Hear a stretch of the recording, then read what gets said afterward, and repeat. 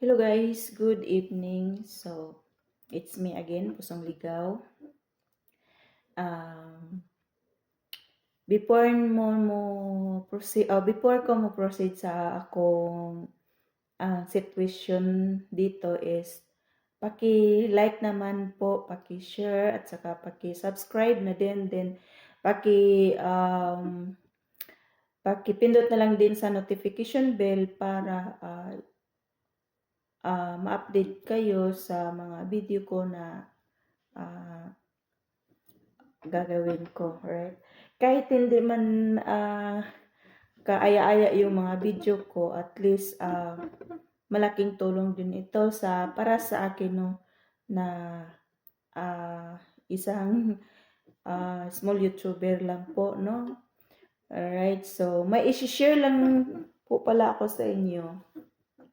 Pasensya na kung Sagol Bisaya yung ang lingwahe ko kasi Bisaya po ako, tapos medyo mahihirapan po ako sa ibang ang salita, so pasensyahan na lang, no. So i-share ko lang sa inyo no yung sitwasyon ko dito.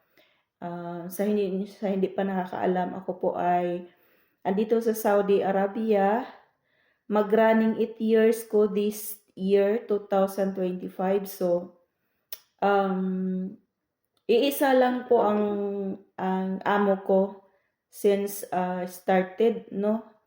Pero yung problem ko is, iba yung amo ko dito at iba yung employer ko. So, ganito kasi, sinundo ako sa airport, is yun talaga ang employer ko, which is yung asawa sa anak ng amo ko ngayon. So, yung lalaki at yung anak ng amo ko, na sila po dalawa ang nagsundo sa akin sa airport. Tas dinala ako dito galing sa airport patungo dito sa bahay na to. So naka-stay ako dito ng 1 night. Din kinabukasan, dinala na naman ako sa nanay ng amo ko. So doon ako nag-stay ng almost 2 months. So po ako ng baby doon, bagong silang na. So alaga ko doon na bagong silang. So mahigit 2 months po ako naka-stay. So sa araw-araw ng yung amo ko is araw-araw niya kita niya sa akin doon, kasi hindi ko alam kung ano ang plano nila ng anak ni amo at saka si amo.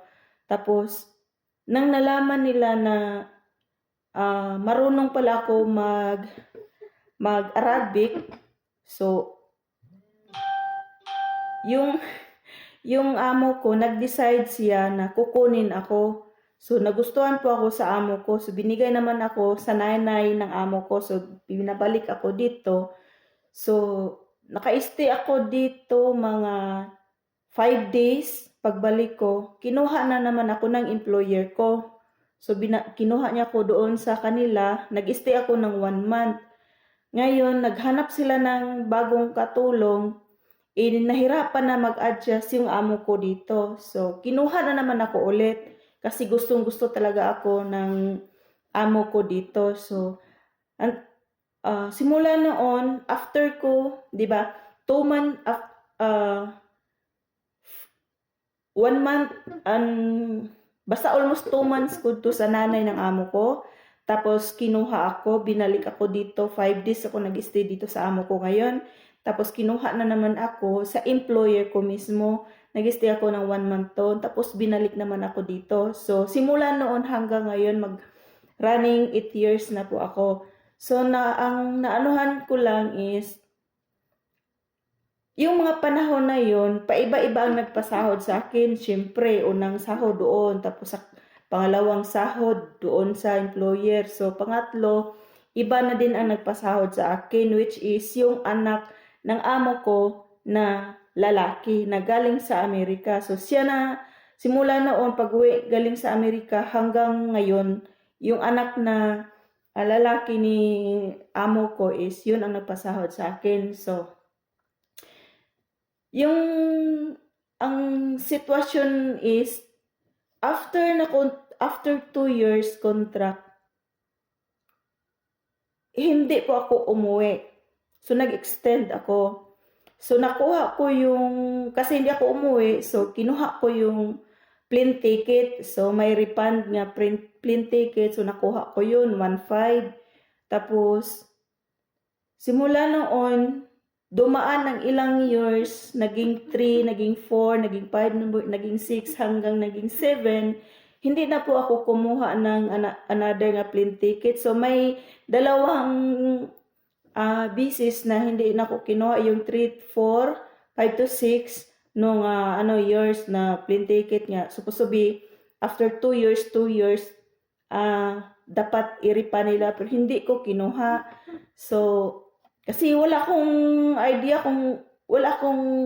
kasi after 2 years ko po is wala po akong hinawakan na kontrata. So, nagtaka po ako, or siguro sa kakabubuhan ko, hindi po ako nagtanong-tanong.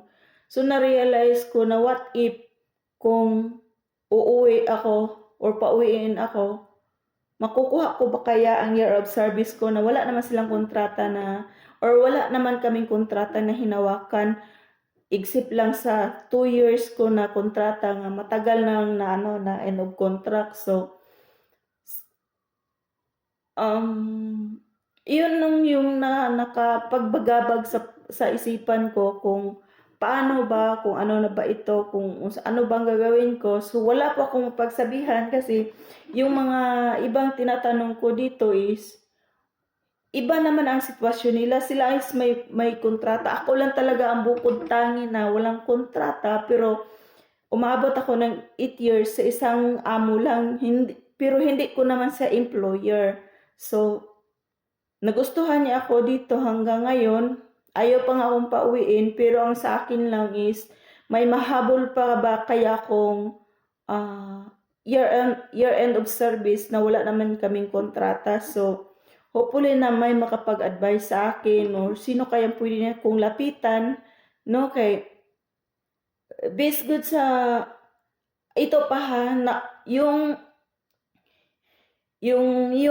straight 4 years na benefits, anong tawag nun, is nakuha ko naman, binigay naman, kasi may sinend po ako na video sa boss ko, yung napasahod sa akin, may sinend po akong video na Arabic, which is, na anuhan naman nila, naintindihan nila, so, nabigyan po ako ng 1.6 doon. So, after 4 years, may natanggap ako na 1.6, tapos,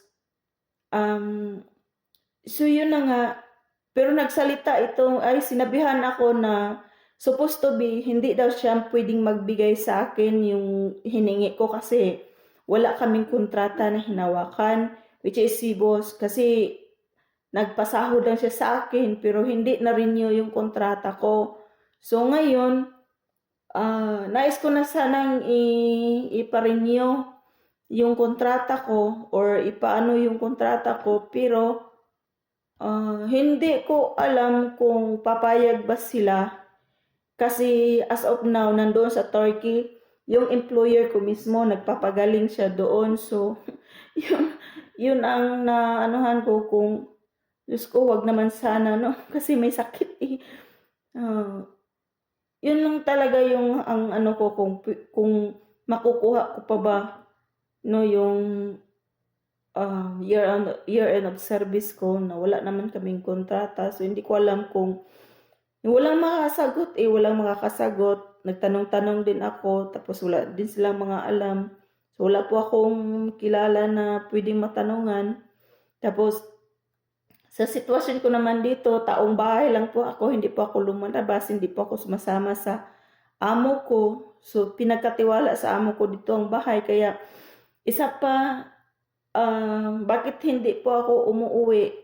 Kasi iniisip ko ang mga college kong mga anak. So, mga college na po sila. So, kung uuwi ako doon, paano na 3 yun, tapos may 2 pa akong kapatid na sinusuportahan, college din. So, hirap. Kaya tiniis ko dito kahit wala akong kontrata na hinawakan, tiniis ko na lang.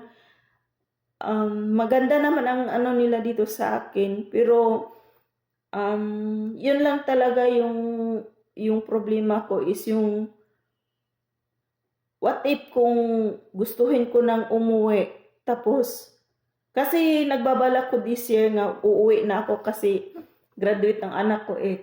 Tapos nangamba din ako, baka hindi iba ibigay sa akin ang yung refund sa ticket at saka sayang naman eh. Tapos yung year end of service ko baka hindi ibigay.